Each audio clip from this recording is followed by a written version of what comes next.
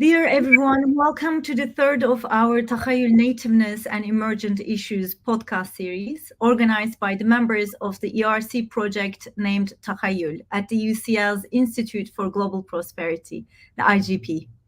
I am Sertaç Sehlikoğlu, the primary investigator of this 5-year project. The need for this podcast series emerged due to a number of reasons. Firstly, the members of this team, as many of you may already be familiar, are often native scholars who have expertise about the very geographies they have grown up in. The project is carried in 11 different countries in Eastern Europe, the Middle East, and South Asia, often referred to as the Global South. That being said, those very contexts are more vulnerable to global changes and crises, as we have seen in a number of events in the last couple of months, including the flood catastrophe in Pakistan, which was actually a result of global warming. Thus, the members of this team have suggested to create a platform where we can address the emergent issues as they happen with other scholars, intellectuals, and activists. Today we are hosting three key figures about four Kurdish regions and the rising violence in them. Nazan Üstündağ, Özlem Göner, and Sardar Saadi. Nazan Üstündağ is a sociologist specialized on social policy, gender subjectivities, and state violence in Kurdistan. Üstündağ is a fellow of Gerda Henkel Stiftung Patrimonies program. Formerly, she held a joint fellowship from Academy at Risk and IIE Scholar Rescue Fund, and was affiliated with the Forum for Trans-Regional Studies in Berlin. She is also one of the site scholars in our very own Takhayul project. Özlem Göner is an associate professor of sociology and anthropology at College Staten Island and Middle Eastern Studies at City University, New York Graduate Center. She is a member of the Emergent Committee for Rojava and is the author of Turkish National Identity and Its Outsiders, Memories of State Violence in Dersim. Dr. Sardar Saadi is an anthropologist and an SSHRC postdoctoral fellow at Wageningen University. Aside from being the co-director of the Institute of Social Sciences at the University of Rojava, he is also the host and producer of the podcast series, The Kurdish Edition. So without further ado, I'd like to turn to Nazan Üstündağ. My dear Sertaç, thank you so much. Sertaç is a lovely, a beautiful friend of mine. We have been together for such a long time, and I'm proud to be in your podcast, dear Sertaç. And I'm proud to be, of course, together with Özlem and Sardar, all of them great scholars, wonderful activists, and really leading figures in Kurdish activist academia. So I want to talk about I know we have only 10 minutes, so I will be as brief as possible. When we said, I mean, when the title of this podcast is war in the Middle East, but the war that we are actually referring to is mainly the war that is fought in the four parts of Kurdistan. As many of our listeners probably already know, Kurdistan is separated into 4 different regions, and all these regions are ruled by different nation states, Turkey, and colonized, of course, occupied by 4 nation states, Turkey, Syria, Iraq, and Iran. And currently, there is a war going on in all these 4 regions. Turkey leading the war in 3 regions. That is Syria, in northeastern Syria, what we call Rojava, then in Bakur, where the PKK freedom fighters are located, and in Bakur, where the war is against Kurds is fought through mass imprisonment, mass arrest, and delegalization of institutions.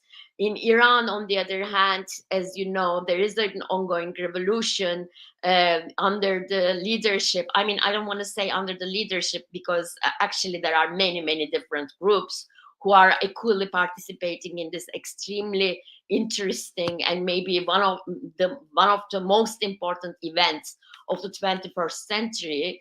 But the Kurdish slogan is leading, let's say, paving the way, showing the way, showing the route for the protesters, the revolutionaries, and Jinjiyat Azadi, meaning life, women, life, and freedom. Why? I mean, the question is going to. My question is, why is there an ongoing war against Kurds in 4 countries at the same time?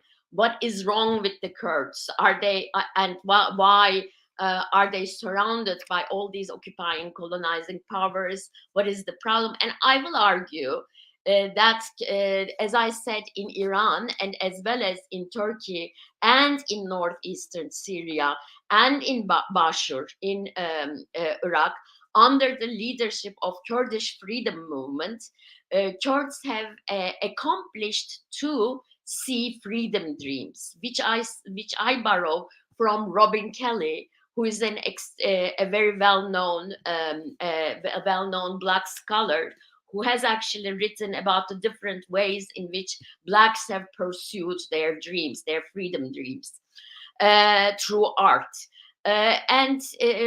Actually, Kurds different from, I mean, not only through art, also through political activism.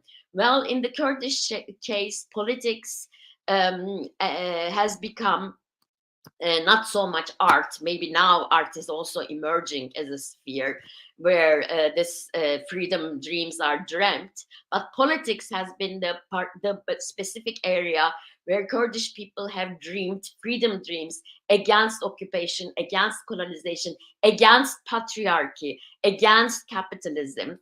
And in northeastern Syria, that has resulted in the revolution, which we call the Rojava revolution, where basically an autonomous region was declared.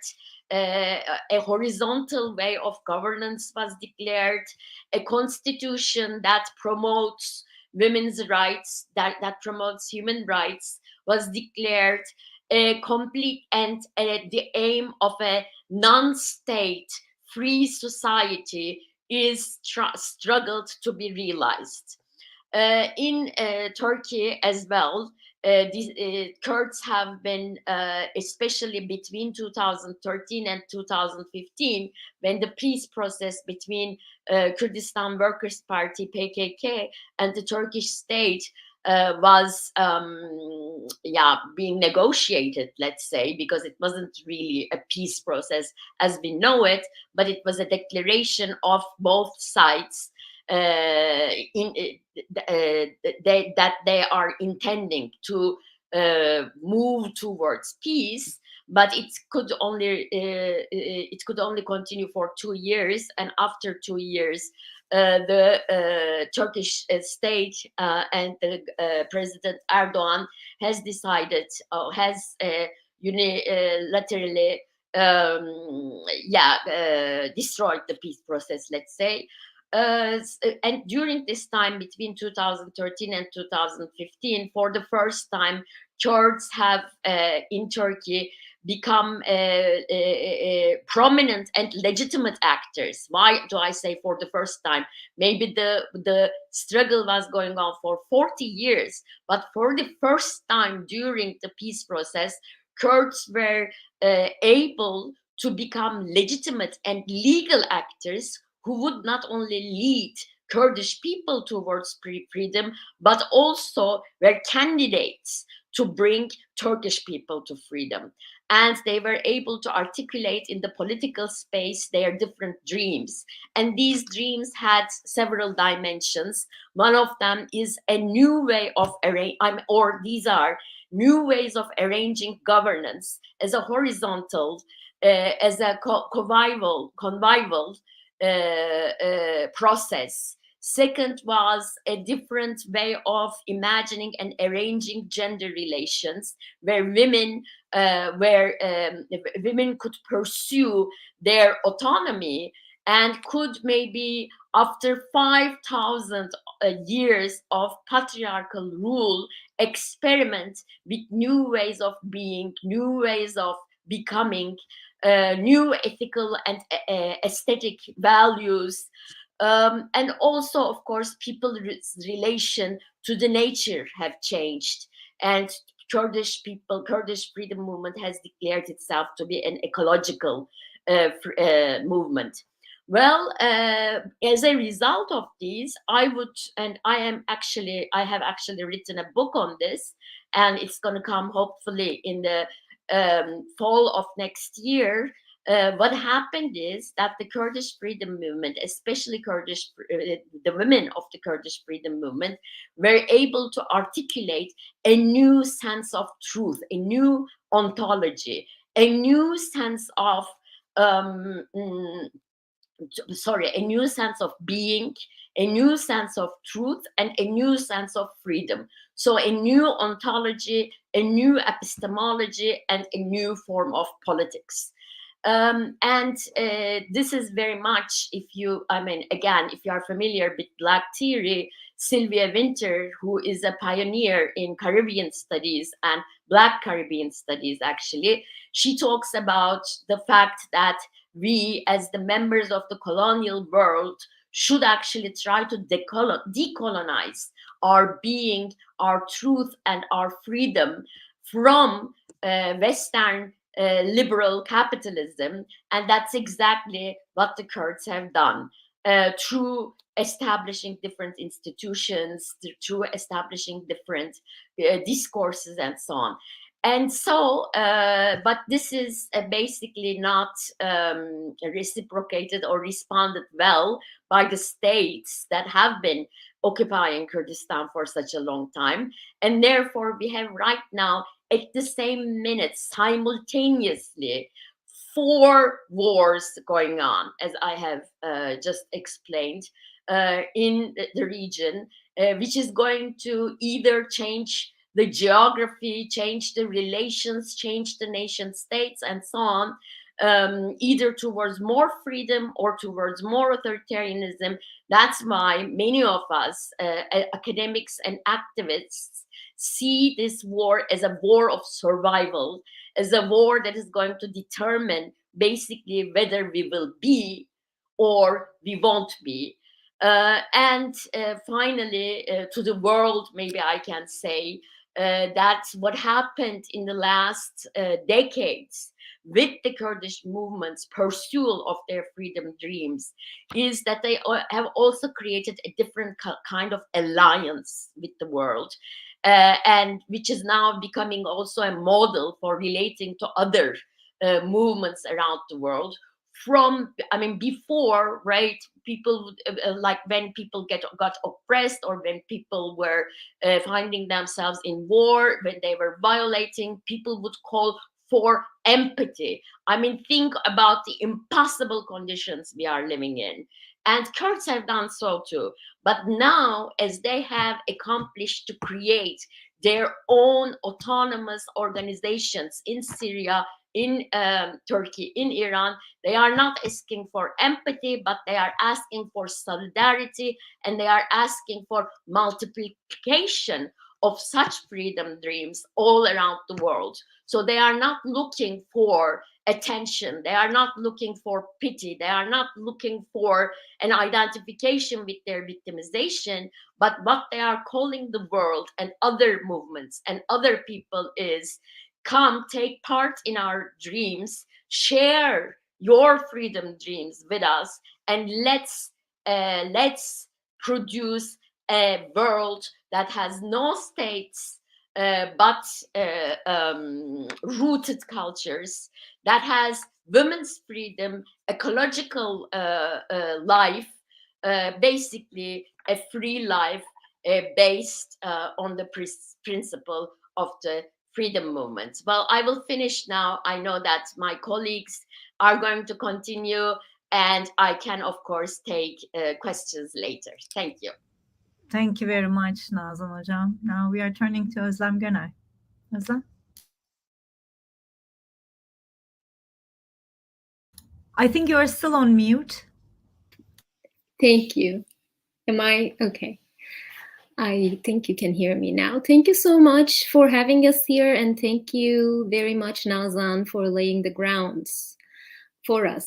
And this is indeed a very important moment, and it's a very ironic moment for Kurds and for, as Nazan suggested, for the global, peoplehoods who care about peace and women's freedom and direct pluralist democracy. It's a very ironic moment. Why? Well, on one hand, we see the slogan of Jin Jiyan Azadi, women, life, freedom, that originated in the Kurdish movement, Kurdish freedom movement, in the PKK and the freedom movement associated with that. On the one hand, we've witnessed the popularization of this. And on the other hand, in everywhere, right? Started with the revolution in Iran, spread from Kurdish regions of Iran to broader Iran, to the globe. And we have witnessed a moment where feminists, progressives, and even liberals, right? From different angles, people picked on the slogan, and for different reasons, for different ideological motivations, it has been popularized. On the other hand, simultaneously, we have further criminalization of the Kurdish movement at the hands of many of these states that Nazan just listed. And not just at the hands of these states, but we know, for example, one of the major colonizer forces in this geopolitical game, Turkey, which has the second largest army of the NATO, has also been historically supported by NATO alliance, NATO countries. And on the, not just criminalization at the end of Turkey, not just violence at the ends of Turkey, but complicity of Europe, United States, NATO in this war against the Kurds have intensified at the same exact moment as there is a chance, an option for the world to recognize the Kurdish movement and all the freedom dreams that Nazan has beautifully expressed here. So instead of, seeing the potential of the Kurdish movement, seeing the progressive, the liberationary potential of this movement and what it can be done, how it can be replicated in different spheres, how these connections can be made. Obviously, these are being done, but we've seen a bigger force, a backlash against this by Turkey, which, for example, a very ironic moment was weeks after the killing of Jina and in the midst of the protests in Rojhelat and Iran, Turkey killed Nagihan Akarsel in northern Iraq in, a transborder transgression to kill one of the figures who have created this slogan of Jin Jiyan Azadi. So, and criminalization, we see at the same time as, a Swedish parliamentarian in the European Union Parliament says women, life, freedom, and thus an act of cutting her hair and standing in solidarity with the women in the region. Simultaneously, Sweden, because of this NATO alliance and Turkey's backlash against their membership in the NATO, have started a new recriminalization of people who have been active in the Kurdish movement, who have been sympathizers of the Kurdish movement, and started already to send Kurdish people back to Turkey based on Turkey's list so that they could be imprisoned and charged with charges of terrorism in Turkey. So we've seen, this moment that could go in either direction. It's ironic, but it's not surprising. Because, as Nazan was saying, the Kurdish freedom movement promises a different way of engaging, a different way of living, a different way of ruling that is anti-colonial, that is anti-capitalist, that's anti-patriarchal, and that started to align with, form these relations of solidarity. And so it is not surprising, because it is the antithesis of NATO. It is the antithesis of these nation states that are going in a fascistic, authoritarian direction in many parts of the world.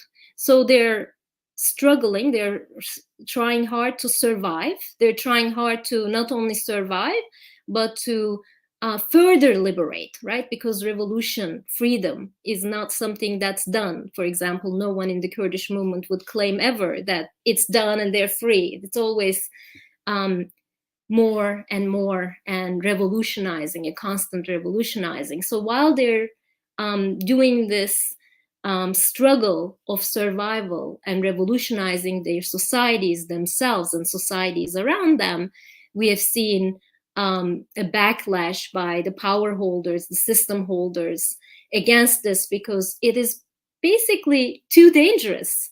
It is, you know, in a way, its anti-systemic potentials are too dangerous for power holders like NATO and European countries, and of course, obviously, the colonizer states of Turkey, Iran, and beyond. So at this moment, I think it's very critical, something that Nazan mentioned in her talk, the peace negotiations and the abandonment of peace negotiations, because this is also a moment where people try to adopt parts of the promises of Kurdish movement while simultaneously recriminalizing these radical, promising, revolutionary freedom dreams.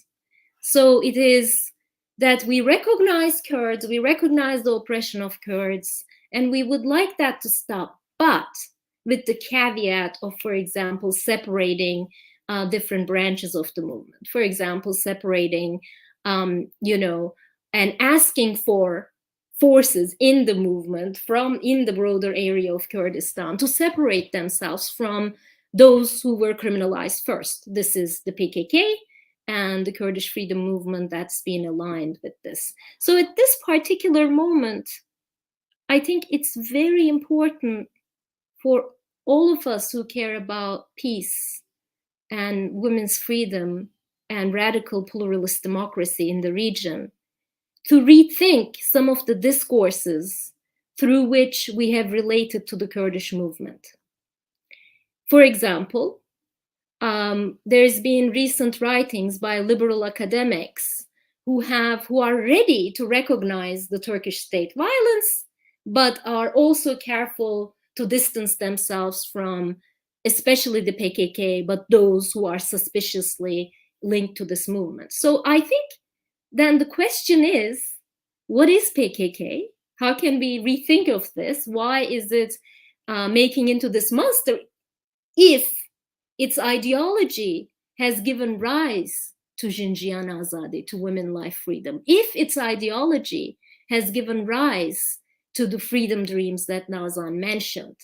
So I think part of it is, despite, you know, all of us saying colonization of Kurdistan by, for example, Turkey in this case, that I think there are a lot of academics, liberal academics, that are very hesitant to rethink this particular relationship between Turkey and Bakur, which is the northwest of Kurdistan. What is this relationship? Some of them are ready to recognize state violence, but they're not ready to recognize this as an anti-colonial struggle that has emerged out of not only this particular violence in the 80s, not only this particular violence in the 90s, where Turkey, you know, violated human rights, because these academics are readily recognizing some of these episodes of violence. But what we need to be recognized is the foundational and systematic violence of colonialism that has perpetuated towards the region against the Kurds, and that has colonized knowledge production about the Kurds, and that has separated this in a way. Mahmoud Mamdani, for example, talks in the example of 9/11, this notion of bad Muslims and good Muslims. Good Muslims are those who are, right, cooperating with the colonialist, imperialist regimes. They're okay, they don't threaten us. Similarly, we see this even among the more liberal, progressive academics, discourses such as, good Kurds, for example, HDP is good. And, maybe Rojava, if they can distance themselves from the PKK, it's okay. But what is wrong with the PKK?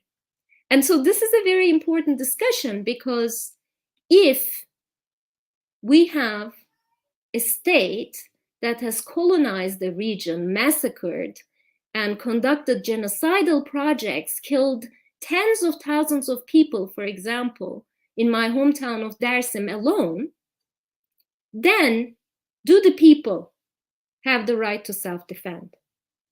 Do the people have the right to self-determination? And that self-determination, by the way, doesn't need to be in the form of a separate nation state. And we know the movement has changed its trajectory and is no longer demanding, but that self-determination is about whatever struggle, whatever resistance the movement demands, and whatever project of living and governing oneself that they demand for themselves to be recognized by those who are serious about peace in the region.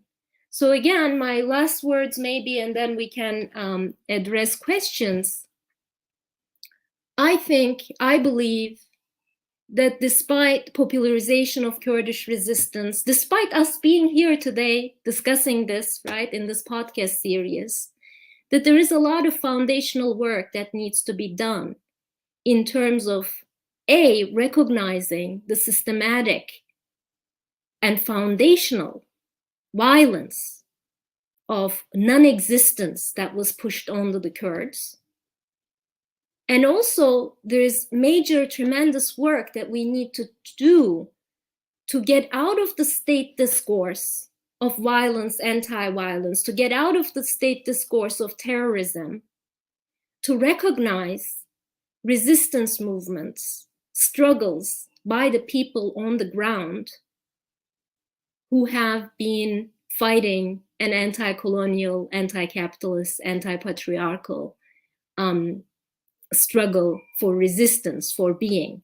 So for us to break free of state and liberal discourses of two sides of the coin, violence, and to develop new vocabulary, as Nazan suggested here, the Kurdish movement has developed new vocabulary as an alternative to the systems that have oppressed them. But I think this is the moment for those who care about peace in the region to develop alternative vocabulary to the Turkish state and to the colonizer states and to NATO powers, to push for this alternative vocabulary and their accepting, relating with the movement on its own terms. So I believe that this will be very important to stop the criminalization of the Kurdish movement, to stop criminalization of those who are outside of Kurdish movement but are constantly being, being terrorized and being interrogated about their relationship with the Kurdish freedom movement. But importantly, right, once again, to stop these discourses of war and terror and to replace them with colonial reality and foundational systematic violence against the Kurds, and the alternatives to this. And the important alternative is pushing for peace negotiations, but not on the terms of the Turkish state, because this often comes up in liberal academia and discourses about, well, then, for example, the PKK should drop arms if it's serious about peace. But I'm going to suggest one thing, because this is a case that I looked in depth, for example, in the case of Dersim. In 1938, prior to 1938 genocide, the Turkish state collected all weapons from the hands of people it left people defenseless, but then it continued to massacre tens of thousands of people and forcefully displace them. And this was much before, as we know, the formation of the PKK. So when we recognize this foundational colonial violence, then we realize that the denial of self-defense from the people only puts them under more danger. So if we are serious about peace negotiations, peace in the region, that we really need to reconsider our discourses that may be unknowingly situated in the colonial Turkish discourse of terror and war without us recognizing it. So this is where I'm going to end. Leave space for Sardar, and then we can obviously come to the questions. Thank you very much, Özlem. Let's say pause rather than end, and we will come back. Thank you. Sardar? Thank you very much, Sertaç, and your whole team for inviting me, for organizing this. And thank you, Nazan, Özlem.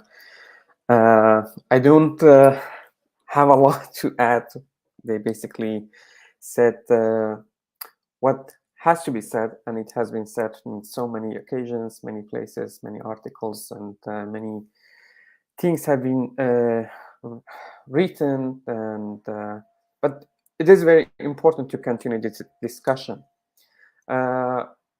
If I start with the title of this this podcast, this specific one episode, I think the Middle East has been in war for far too long, and we know the catastrophe that this all of these wars, this dictatorship regimes, authoritarian governments, the oppression that they have brought on the people.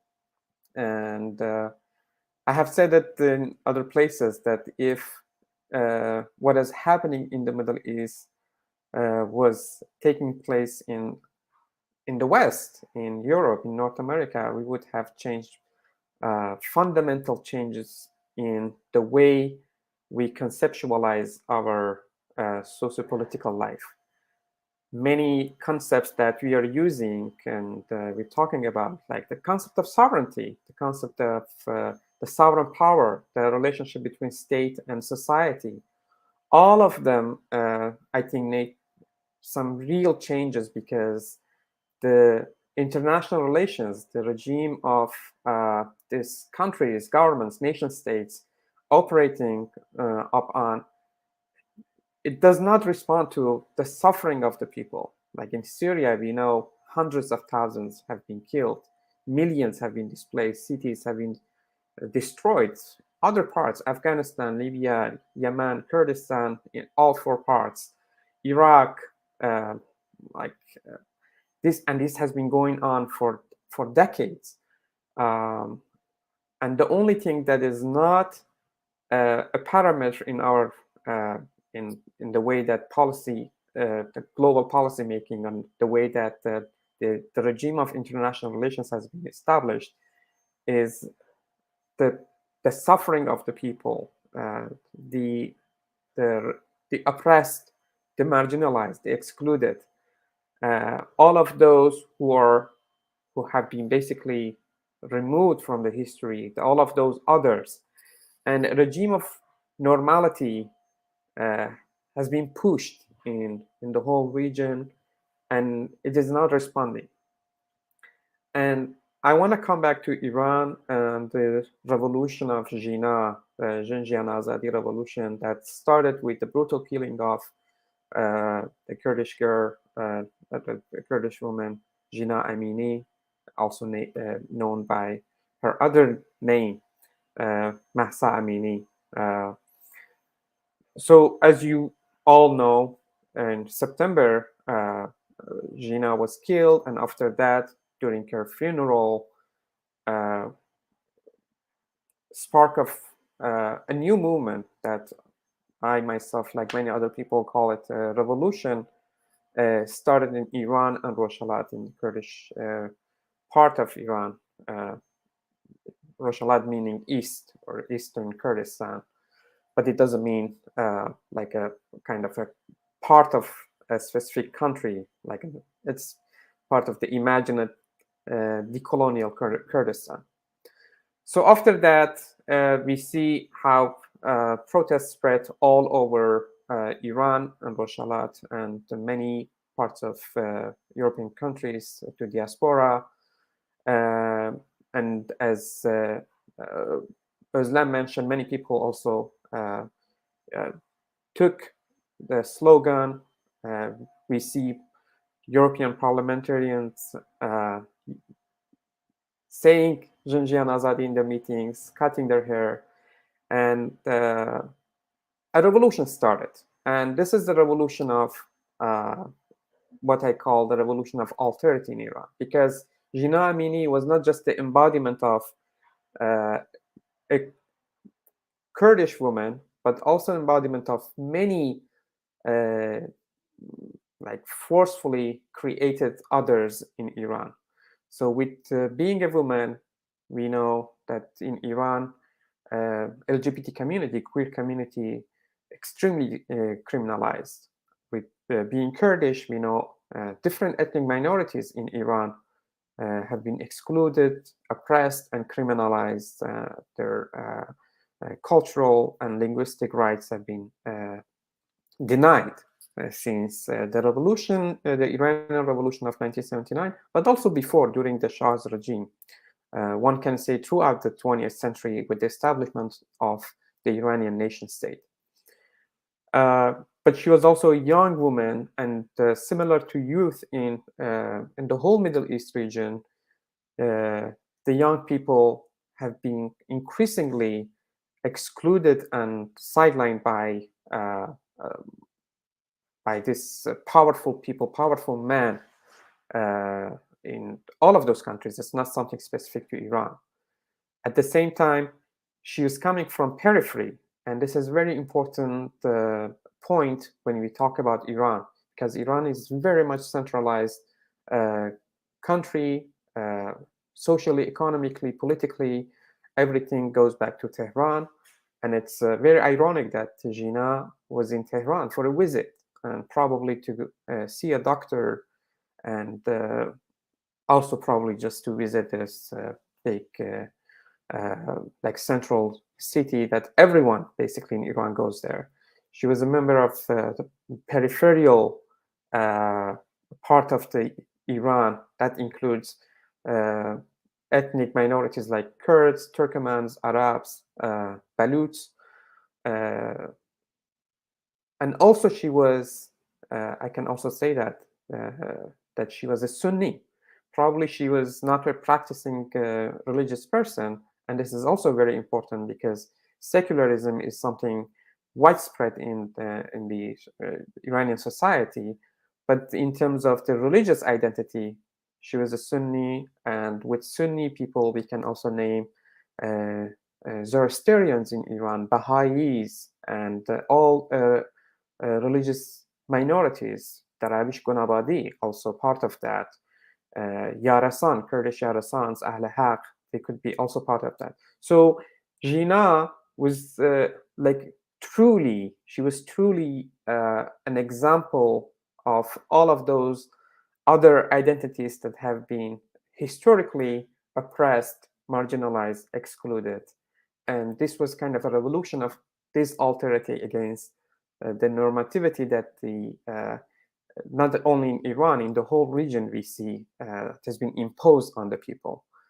And when you see that the slogan Jinjiyan Azadi coming from the Kurdish movement, as both Nazan and Özlem talked about, Jinjiyan Azadi is, of course, in translations and in all of these political manipulations, the meaning, the history, the politics behind it, many times is getting lost.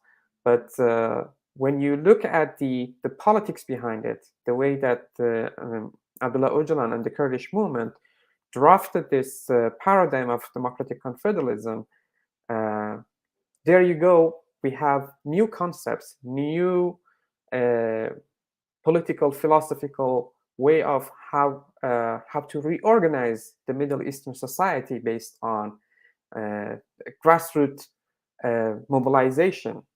These people. So basically, if I define democratic confederalism, this main paradigm of Abdullah Öcalan, who drafted in a series of prison writings between 2002 to 2007, probably Nazan could talk about that more. Like a basic definition would be this cultural, religious, different groups in the Middle East. They can rule themselves based on principles of radical democracy, coexistence between all of these groups, minorities that we named them academically, maybe, based on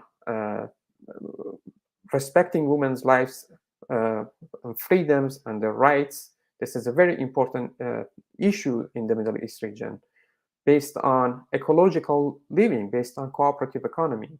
And we do see this realization of this paradigm in Rojava, which is heavily under attack, under embargo by, especially by the Turkish government, but before by sectarian groups that were funded by all these governments in the region, by Assad, by Iranian groups, supported Iranian militias, and also by Kurdish nationalist groups, by Barzani.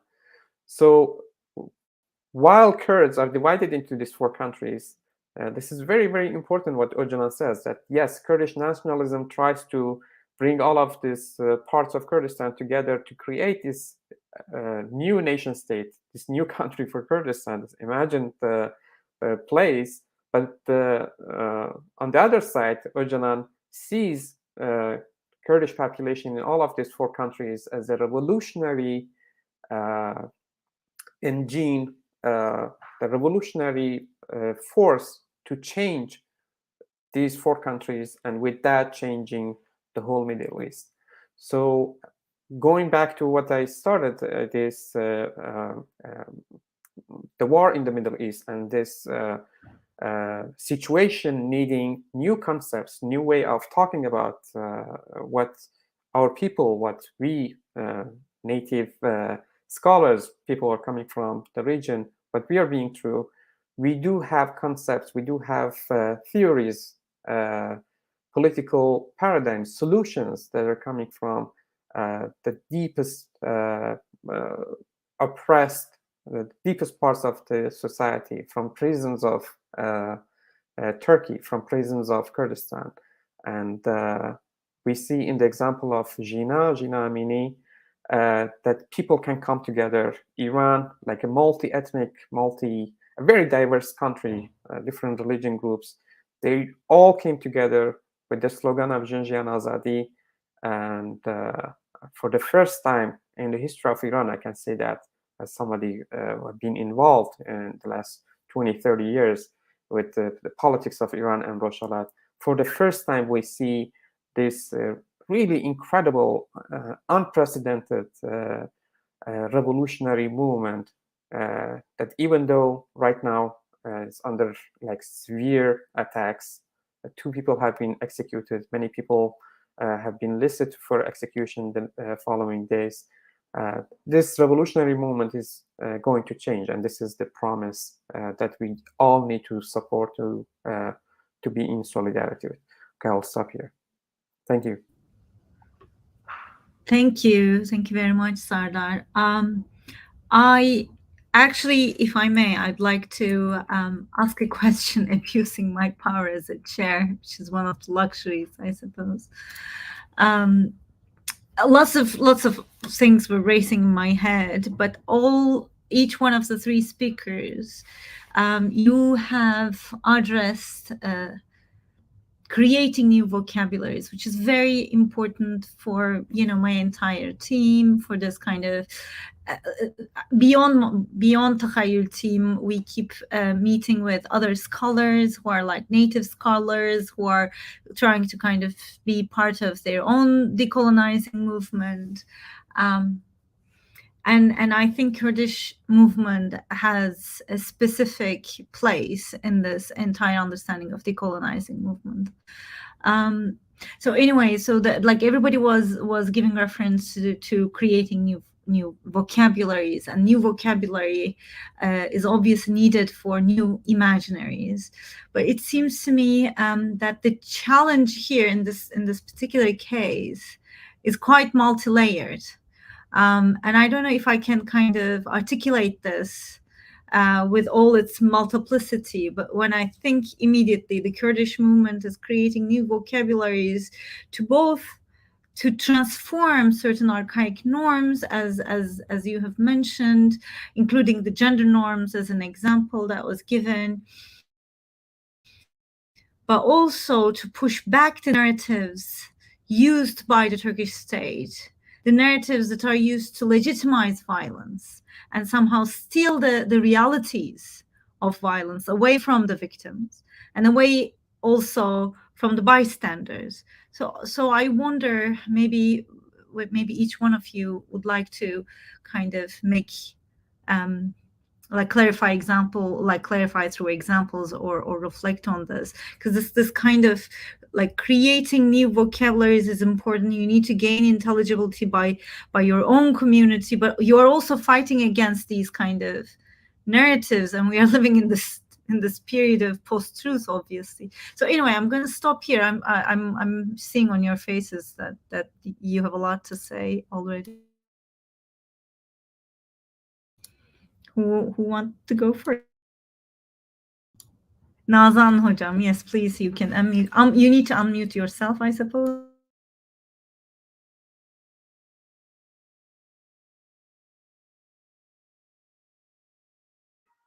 Now, yeah. This is my favorite. I mean, it's my favorite topic. And again, in my book, I write, I talk about this a lot. What is this new vocabulary that is emerging in Kurdistan to define and to talk about truth?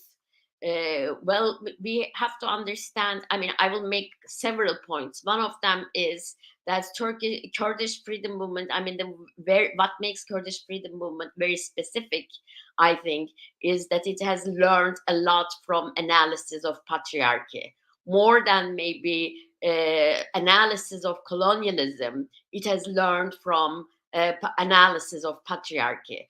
And one of the things which we say when we talk about patriarchy is, of course, patriarchy defines reality for us, right?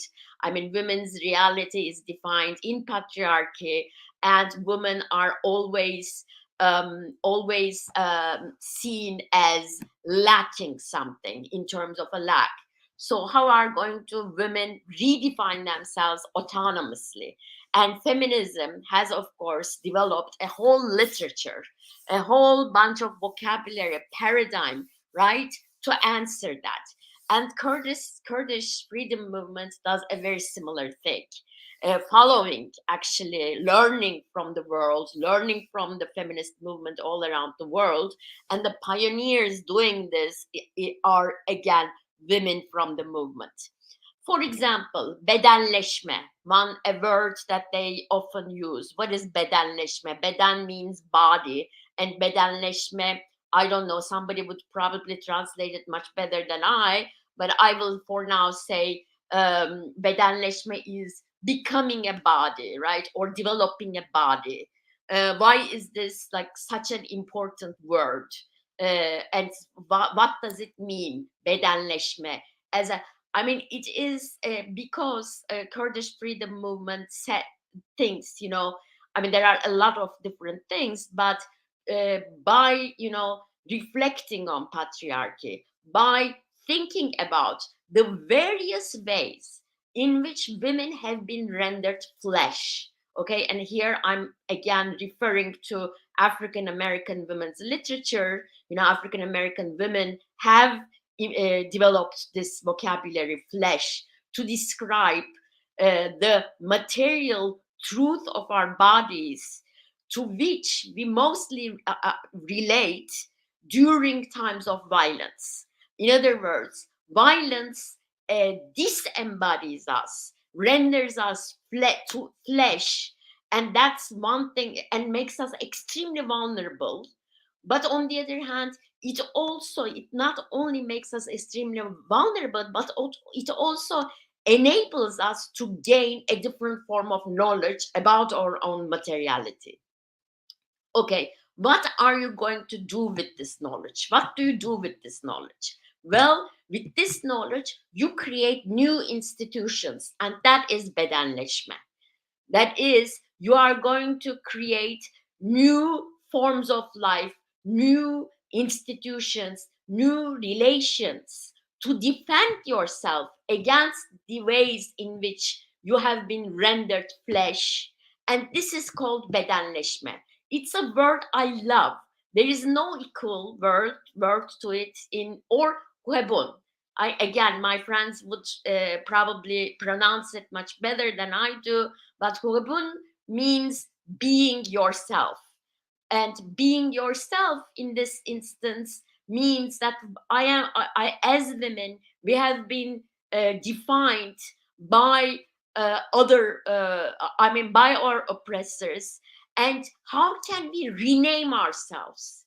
I mean, we have been named by patriarchy. We have been produced by patriarchy. How can we rename ourselves? How can we learn the different ways in which our bodies can move actually? What is the potential of our bodies? What is the potential of our intelligence?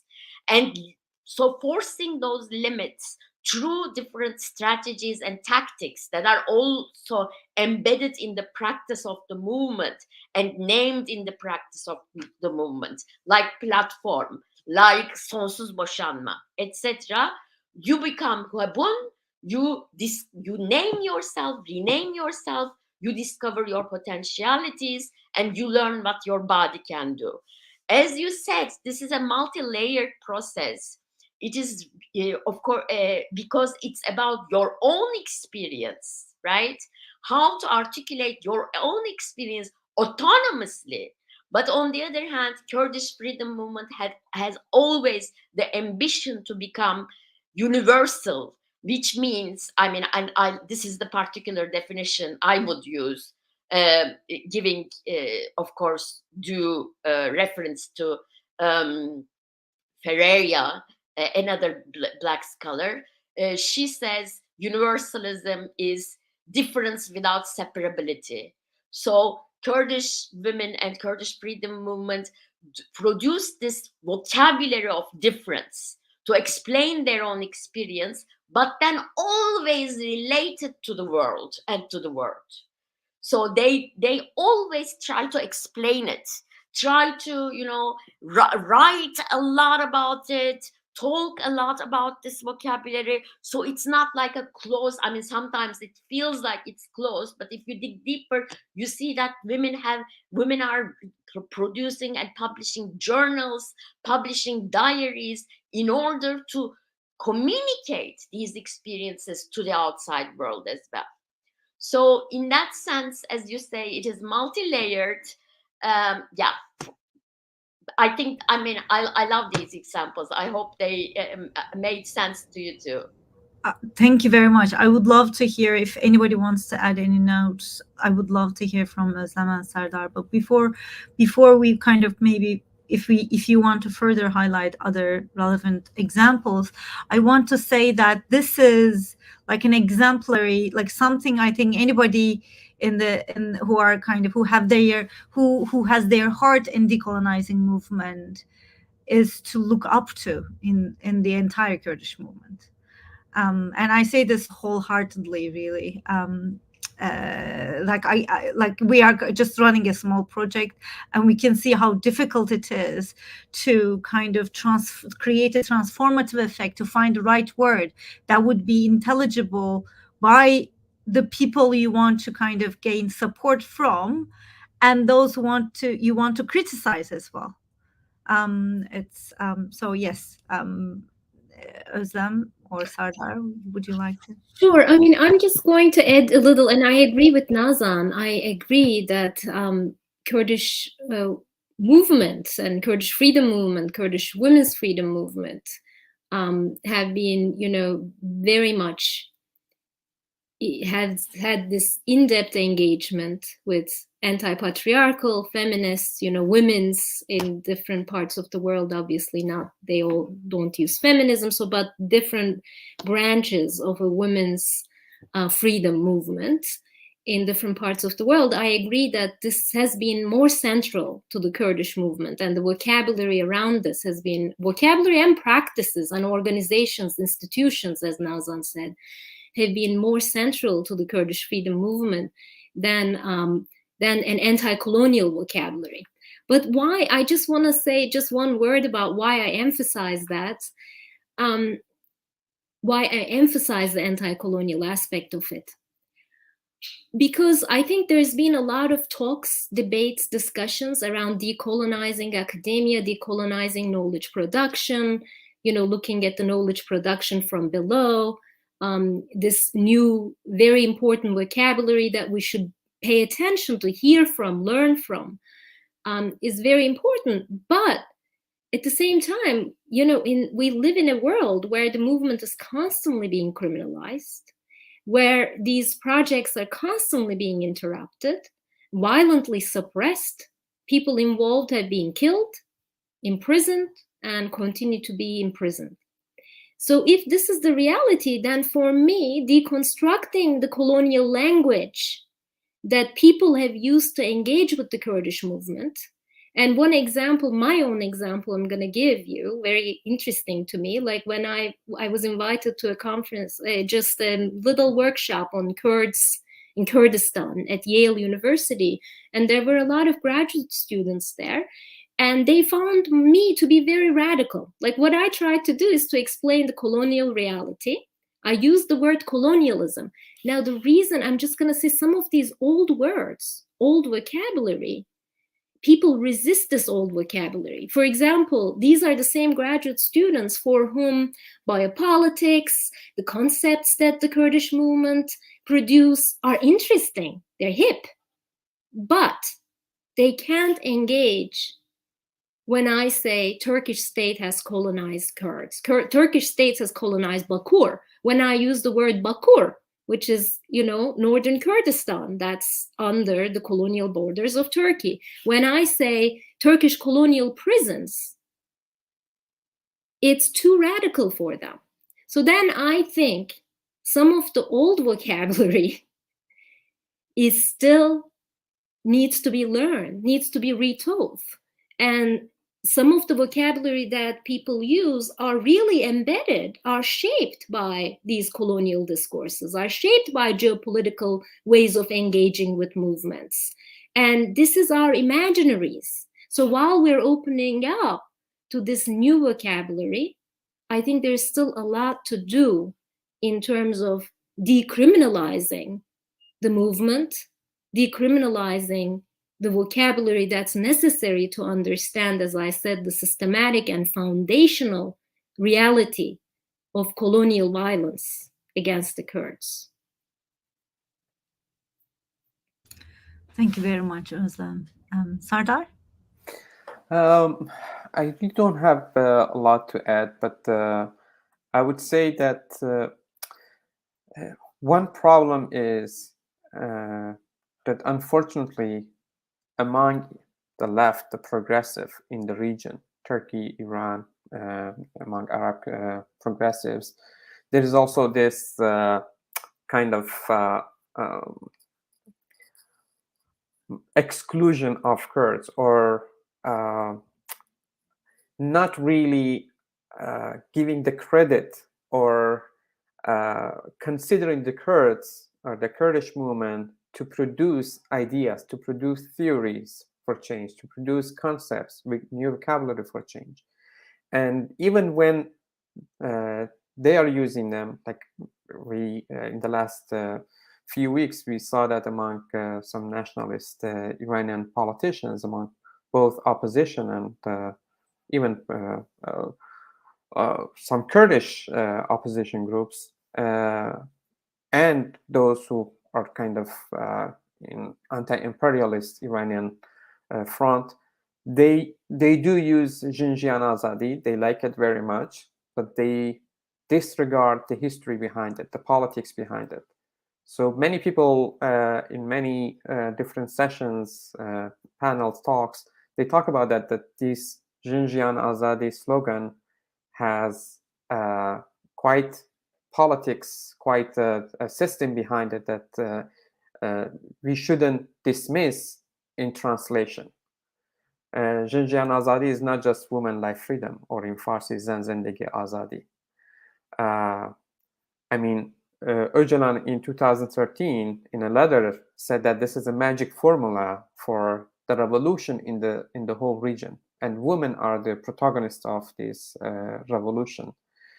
And he does, and the Kurdish movement has been doing what they can to say that this whole movement, this revolution, is not about Kurds, it's not about the Kurdish people, or like, of course, we are in an anti-colonial struggle, but at the same time, this anti-colonial struggle is for the whole region to transform and to change the fate that has been envisioned for the region. Like one example, in the Rojava region of Syria, right now I'm working with the university there. They all the time correct me that this region is northern east region of Syria, and they emphasize on that. And it's very interesting that the Assad regime right now is more sensitive with this newly established university, Al-Shafri University in Raqqa, than to the University of Rojava or the University of Kobani, because they see that this movement is spreading to all parts of Syria, and it gets audience among Arab communities, among the people who were under the rule of the Ba'ath regime, and then under the rule of Daesh and the sectarian groups after the civil war started. And they're afraid of that. They're afraid of Xinjiang Azadi, and we know, just as Özlem mentioned, Nagihan Akarsel was murdered, assassinated by Turkish agents in Süleymaniye, and a new wave of attacks started against Rojava just during the time that everyone is talking about the Kurdish movement, is talking about Öcalan's ideas of Xinjiang Azadi and Öcalan's paradigm of women freedom in the region. So I think one step we could think about is to kind of continue this discussion with the progressive groups, leftist groups in the region, and spread this vocabulary. I think the Kurdish movement, Nazan could talk more about that, has been very successful in doing that in Turkey. And it has been translated into a political project, the HDP, the People's Democracy Party, which is right now under continuing attacks by the regime. But also in Iran, with the Jinaz revolution, we see that this paradigm is moving forward in other parts of the region.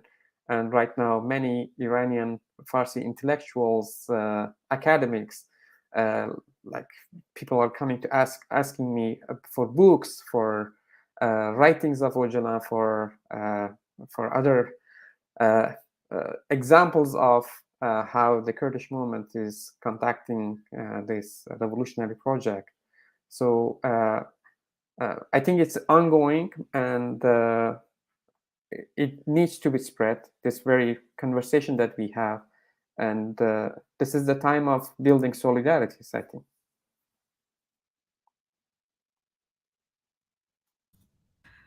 Thank you very much. I don't know if you have any questions to each other, but I'm receiving a message from a private channel right now, asking to learn a little bit about the Rojava University and their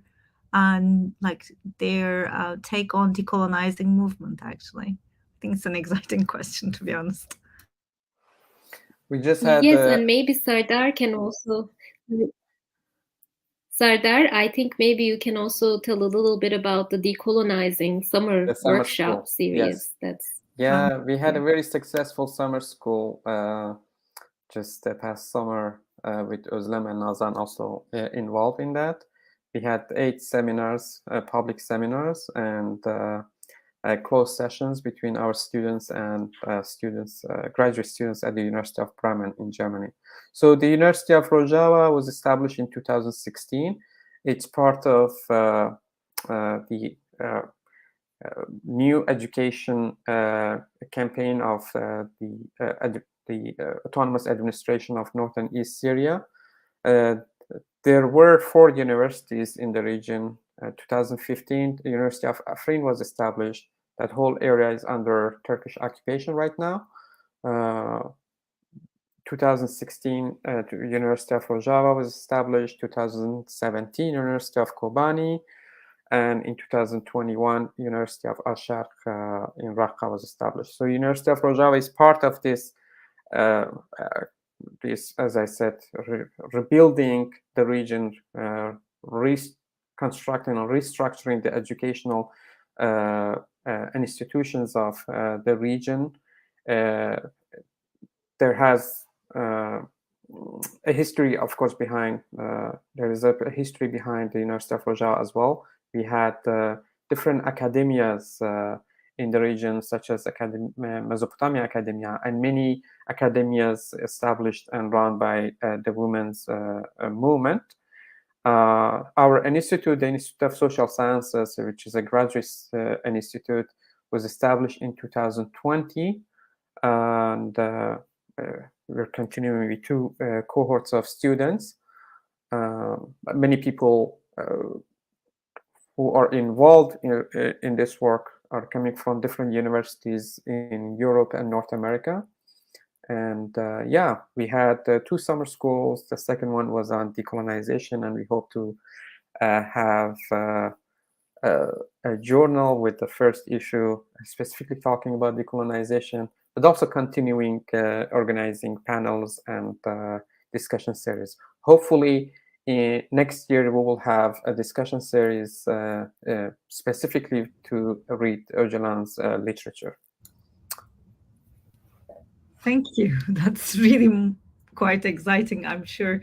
Like, not only those who are live right now, the number is not very high at the moment, but usually we receive quite a bit of audience after the videos are released. They would be interested, if they are interested in following you, they should follow on Twitter, I suppose, or? Yeah, we have a center in Paris, Center for Solidarity with those universities. I don't know. Well, I can just pronounce the website's name. It's cscunes.com, basically. We can probably add it at the bottom of the video on YouTube as well. I'll write it in the private chat. I'm saddened to say that we have only 1 minute. Do you have anything that you felt like should be highlighted a lot more kind of clearly or boldly? Maybe we can spend that last minute with those notes. No, it was, yes, Nazan.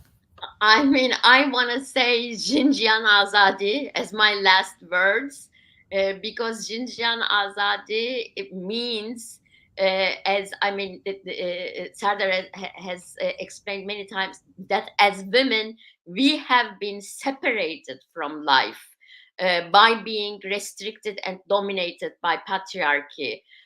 But we are going to once again embrace life through different means. Embrace life on the street, embrace life on the parliament, embrace life in the workplace, embrace life in the everywhere, and that's going to be the path to freedom. I don't think anybody can add anything more to this. Thank you very much.